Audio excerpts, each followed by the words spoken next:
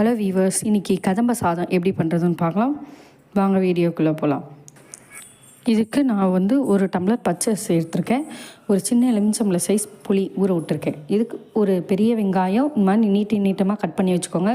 இது கூடவே ஒரு உருளைக்கிழங்கு, பீன்ஸு, கேரட்டு, காய் 3 காயும் எடுத்திருக்கேன். இப்போ ஒரு சின்ன இழுப்பச்சட்டியில் கொஞ்சமாக எண்ணெயை விட்டு அது சூடானதுக்கப்புறம் 2 ஸ்பூன் கடலப்பருப்பு போட்டு தனியாக வறுத்துக்கோங்க. ரோஸ்ட் பண்ணி எடுத்து வச்சுக்கோங்க. இது நல்லா செவந்ததுக்கப்புறம் ஒரு பவுலில் ட்ரான்ஸ்ஃபர் பண்ணி வச்சுருங்க.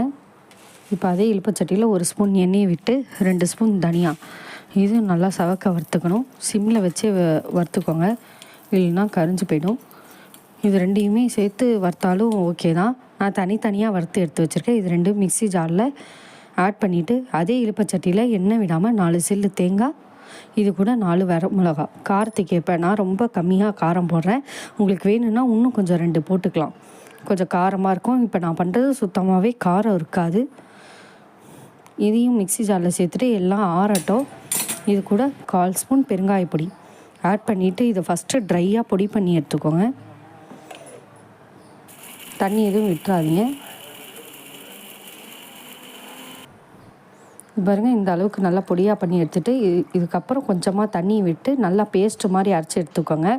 கொஞ்சம் நீர்க்க இருந்தாலும் பரவாயில்ல. இப்போ குக்கரில் ஒரு கரண்டி எண்ணெய் விட்டுக்கோங்க. இது எண்ணெய் நல்லா சுடட்டும். எண்ணெய் சுட்டதுக்கப்புறம் 1 ஸ்பூன் கடுகு நல்லா பொரிஞ்சு வரட்டும்.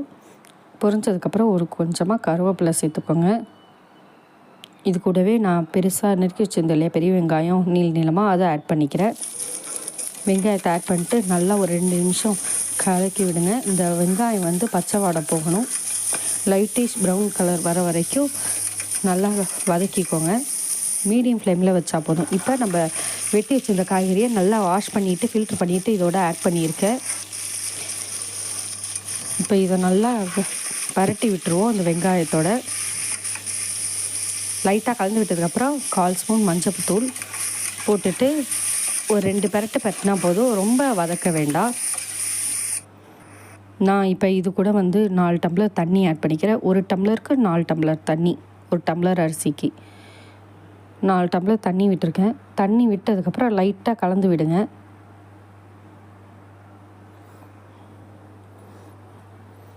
இப்போது இந்த அரிசிக்கு சாத்துக்கு தேவையான உப்பு போட்டுக்கோங்க.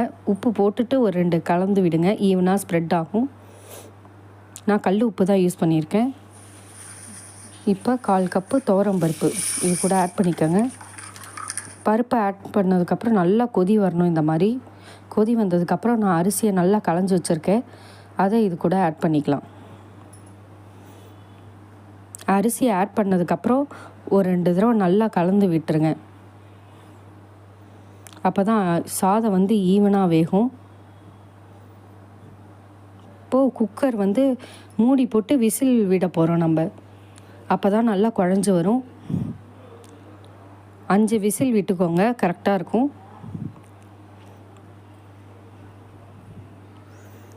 இப்போ நான் 5 விசில் விட்டு எடுத்துட்டேன். இப்போ பாருங்கள், நல்லா வெந்து வந்திருக்கு, குழஞ்சிருக்கு. இப்போ நம்ம ஆல்ரெடி புளி வேறு எடுத்து வச்சுருந்தோம் இல்லையா, அதையும் இது கூட இனிமேல் தான் ஆட் பண்ண போகிறோம். இதை லைட்டாக கலந்து விட்டுக்கோங்க. தண்ணி ஏதாவது இருக்கான்னு பாருங்கள். தண்ணி இருக்குது, அது கரெக்டாக நான் சொன்ன அளவுக்கு வச்சிங்கன்னா. இப்போ லைட்டாக கலந்து விட்டுட்டு நம்ம புளி கரைசல் நல்லா டார்க்காக புளியை கரைச்சி வச்சுருக்கேன், நீர்க்க கரைக்காமல். அதை இது கூட ஆட் பண்ணிக்கலாம். புளி தண்ணியை ஆட் பண்ணதுக்கப்புறம் 2 பரட்டி விடுங்க. ஃபுல்லாக ஈவனாக ஸ்ப்ரெட் ஆகட்டும். புளிப்பு அப்போ தான், இல்லைன்னா ஒரே இடத்துல புளிப்பாக இருக்கும் சாதம். நல்லா கலந்து விட்டதுக்கப்புறமா நம்ம அரைச்சிருந்தோம் இல்லையா தேங்காய் வரமிளகா போட்டு, அதை இது கூட ஆட் பண்ணிக்கலாம். ஆட் பண்ணிவிட்டு கலந்து விடுங்க. இப்போ இதை மீடியம் ஃப்ளேம்லேயே வச்சு கலந்து விடுங்க. இது ஒரு 5லேருந்து 10 நிமிஷம் நல்லா கொதி வரட்டும். அப்போ சாதம் இன்னும் நல்லா குழஞ்சி பிசிபெல்லாபாத் பண்ணுறோம் இல்லையா, அந்த அளவுக்கு நல்லா குழஞ்சி வந்துடும். அதுக்காக தான் மீடியம் ஃப்ளேம்லேயே வச்சு ஒரு 10 நிமிஷம் கொதி விடுங்கன்னு சொன்னேன். இப்போது நான் பட்டாணி ஃப்ரோசன் பட்டாணி யூஸ் பண்ணுறேன். நீ வேக விட்டு கூட இது கூட ஆட் பண்ணிக்கலாம். பட்டாணியை போட்டதுக்கப்புறம் லைட்டாக கலந்து விட்டுங்க. இங்கே பாருங்கள், ஏற்கனவே நல்லா குழஞ்சி வந்துடுது. இப்போ ரெடி ஆகிடுச்சு. கடைசியாக 2 ஸ்பூன் நெய்யை விட்டு கலந்துட்டு நம்ம சர்வ் பண்ண வேண்டியதுதான். ரொம்ப ஈஸியான மெத்தட். காரமும் ரொம்ப இருக்காது. குழந்தைங்க கூட, ஒரு வயசு குழந்தை கூட சாப்பிட்லாம். வெறும் பருப்பு காய் தான், உரப்பு இல்லாமல் தான் பண்ணியிருக்கேன். இது நாங்கள் சாப்பிடும்போது உரப்பே சுத்தமாக இல்லை. கதம்ப சாதம் ரெடி. இந்த வீடியோ பிடிச்சிருந்தால் லைக் பண்ணுங்கள், ஷேர் பண்ணுங்கள், கமெண்ட் பண்ணுங்கள்.